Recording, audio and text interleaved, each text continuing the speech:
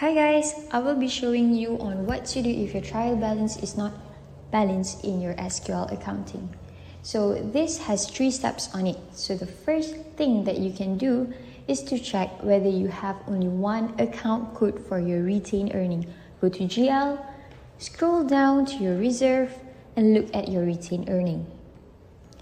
If your retained earning has only one account code, then you're good to go. Please note that if your retained earning is empty, you may create under reserve, then only drag it into your retained earning. The second way is to actually check your opening balance.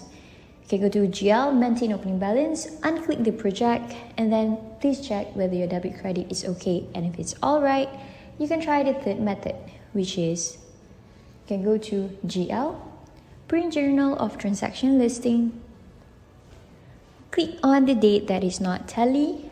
For me, I'll be choosing 2019. I'll click on the start of the period and the year end.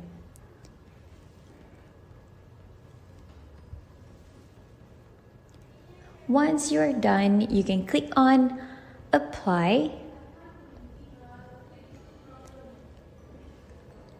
and then you may click on preview. You may choose the GL Journal of Transaction Imbalance Report and you can refer to this instruction. And if it's still not balanced, you may give us a call.